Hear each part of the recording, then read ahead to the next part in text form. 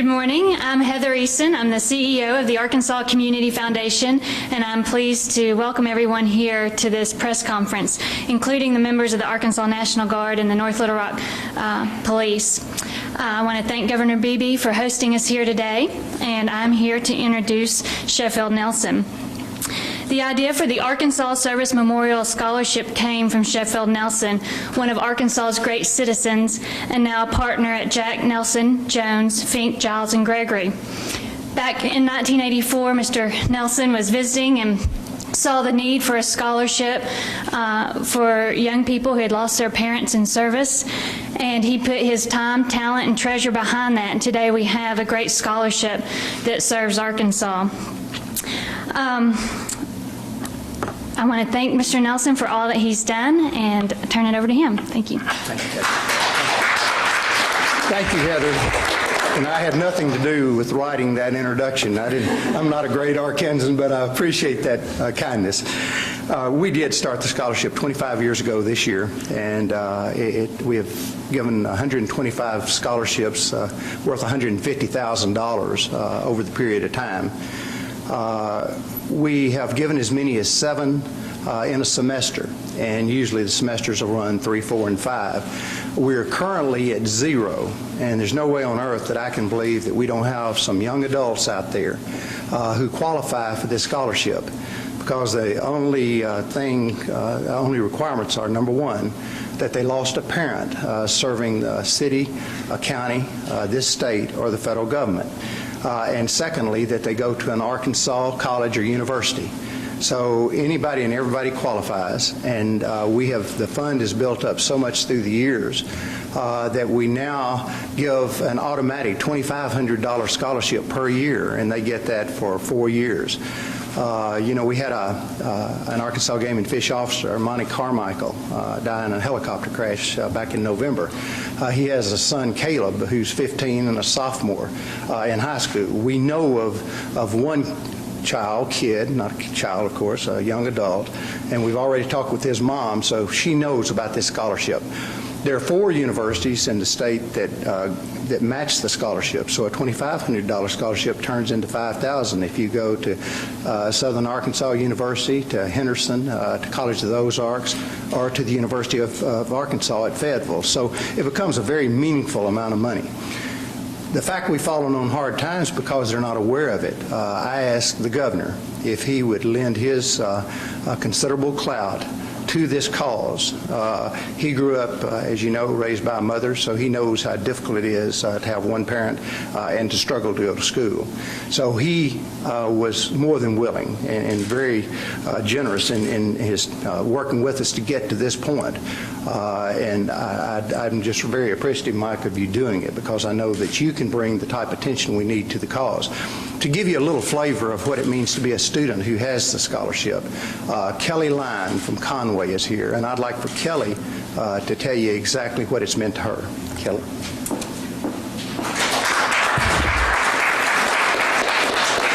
Thank you for the introduction and for making the scholarship possible. My dad, Richard Hunt, was a major in the U.S. Army who was killed in Vietnam, which means I didn't know my dad, but I did know his dreams and his hopes for me, one of which was to get a college education, the first in my immediate family to do so, and I did. And when and I'd like to tell you it was more recent than it was, but and then the harsh realities hit, and I went to work, but my educational journey wasn't quite done. I thought at the time when I received the scholarship that I wanted to be an attorney, and no present company accepted, of course.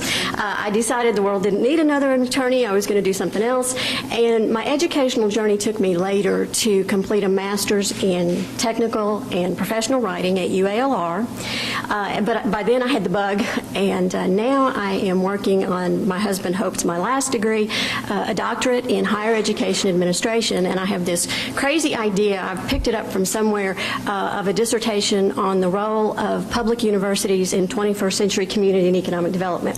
So I'm here for the long haul in Arkansas, and this scholarship helped set me on that path. And speaking from personal experience, and the men and women that are standing behind me that serve our state and our country, no scholarship can replace the loss of a parent. But I also believe the best way we can honor the sacrifice of our heroes, to our state and our nation, is for those of us who had parents that have fallen in the line of duty to go on to get our college degrees and to stay in the state, to make it a better place and to contribute. And for the chance to do that, I thank you very much.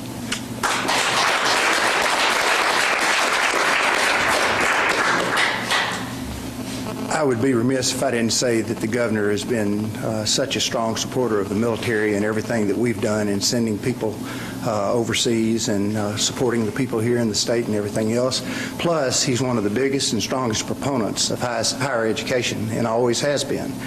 So I think it's so appropriate that he lends his name and the power of not only his personal power, which he has with the people, but the power of the governor of Arkansas to this cause. And Mike, we thank you. Thank you.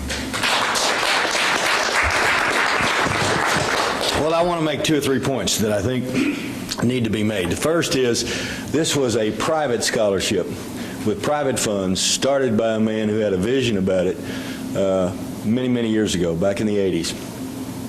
And a lot of times there's a splash and there's a lot of publicity and something fizzles and people lose their focus and they certainly lose their commitment.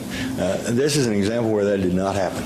This is an example where somebody started something all those many years ago and then didn't forget what they promised and didn't forget to carry it out. And so Sheffield, on behalf of all of us, thank you for what you've done, for what you did, and what you continue to do with regard to these youngsters. The whole state's appreciative of it. Second thing I want to say is that the men and women who protect us, whether it's in the armed forces or whether it's in law enforcement or wherever it might be, create, I think, in all of us an obligation to try to take care of their families if they ultimately are lost in the line of duty.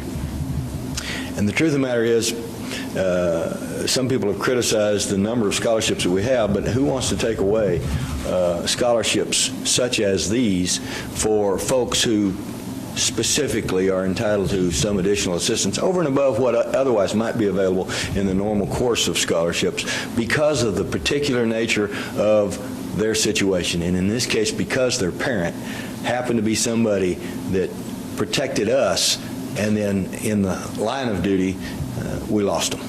And so I think it's particularly appropriate that we highlight this significant scholarship, and as Sheffield indicated, that we bring attention to it. The next thing that's so important is what we've been talking about. And that is that a lot of times some of these scholarships are unknown, or sometimes it's confusing, or sometimes people don't know how to be able to access something that is out there and available. And the fact that Sheffield said that we don't have any right now suggests to me that it's not so much a reflection of the fact that we don't have somebody out there qualified, but it's that they don't know about it. It's not easily accessible. It's not discernible. We haven't had the kind of publicity. So what we've been talking about and what you all have been writing about, what you've been putting on television, is the need for the state to do a better job of trying to make sure that all potential options out there for aid, whether it's scholarships or aid of any kind for higher education, be decisions that are made and appropriate placements being made by the state agencies themselves or the state employees themselves to help and aid and assist families and students so that they don't get lost or that they don't lose something in the morass of what obviously is and can be a confusing system. If we're going to have people that we're paying tax dollars to help administer and run scholarship programs, they need to make it easier for the students and for the families. And it doesn't need to be restricted to state scholarships. Doesn't need to be restricted to just those funded by taxpayers' dollars. This is a great example of a scholarship program that's set up that needs to be on a checklist with the Department of Higher Education and anybody else who's asking for help, who's seeking financial aid or financial assistance, and on the form, on the checklist that the state employees might utilize to try to see what's available for somebody. a question such as this: do you qualify for this scholarship? And if you do, how can we help you? How can we make it available for you? How can we assist you in getting through all that paperwork? So we appreciate you coming. We appreciate the fact that there may be 6, 10, 12, 15 students out there that may qualify for this scholarship. And without knowing about it and without your help and assistance, they won't know about it.